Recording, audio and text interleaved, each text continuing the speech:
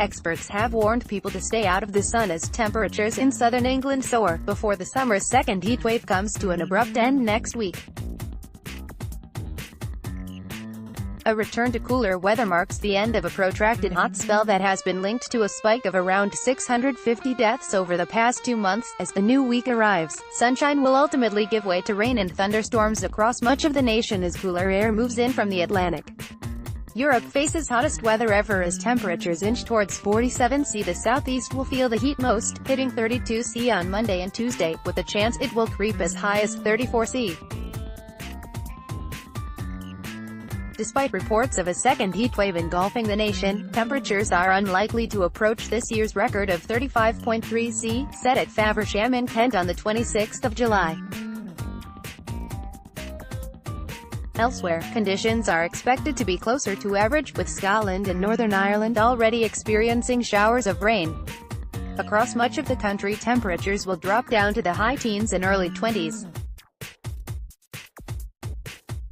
Crop marks show of the old garden at Gawthorpe Hall, Lancashire. Garden at Gawthorpe Hall, Lancashire, which was taken out in the 1940s but can now be seen again through the parched grass. Remnants of World War II air raid shelters on Jesus Green in Cambridge show up in the parched grass. Old crop marks in Norfolk show up. Info showing how crop marks are made. Old parts of Ravlasham's airfield show up in the parched grass in Hampshire. Crop marks near Langstone, Newport. Crop marks show in Tregaron, Wales. Remnants of Caister Roman town in Norfolk. Penllyn Roman fort in Ceredigion, Wales. Crop marks show in Tregaron, Wales. Old parts of Ravlasham's airfield Roman site near Magor, South Wales. Old crop marks in Norfolk. Cross Oak Hill fort in Talabant, Wales. Crop marks show of the old garden at Gawthorpe Hall, Lancashire. Garden at Gawthorpe Hall, Lancashire, which was taken out in the 1940s but can now be seen again through the parched grass. Remnants of World War II air raid shelters on Jesus Green in Cambridge show up in the parched grass. Old crop marks in Norfolk show up. Info showing how crop marks are made. Old parts of Ravlasham's airfield show up in the parched grass in Hampshire. Crop marks near Langstone, Newport. Crop marks show in Tregaron, Wales. Remnants of Caister Roman town in Norfolk. Penllyn Roman fort in Ceredigion, Wales. Crop marks show in Tregaron, Wales. Old parts of Ravlasham's airfield Roman site near Magor, South Wales. Old crop marks in Norfolk. Cross Oak Hill fort in Talabant, Wales. However, experts said there was no room for complacency and that people in southern parts of the country should be wary about spending too much time outside for the next few days. The main thing is plenty of sun cream if you are out and about, and plenty of water. Try to stay out of the sun during peak time if possible, around lunchtime, said Marco Patania, a meteorologist at the Met Office.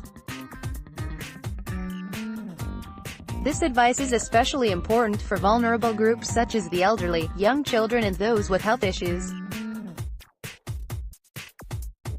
With 5 people already losing their lives in drowning incidents during the recent heatwave, the Royal Life Saving Society UK (RLSS UK) warned those enjoying the hot weather to be careful in rivers and lakes.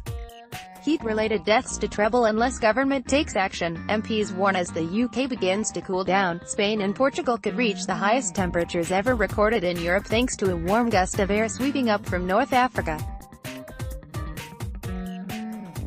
The deadly heatwaves that have struck Europe in recent months have sparked concern among climate scientists, while MPs have urged the government to prepare for a future of hot summers. Official figures from the Office for National Statistics show a spike in the number of deaths in England and Wales during June and July.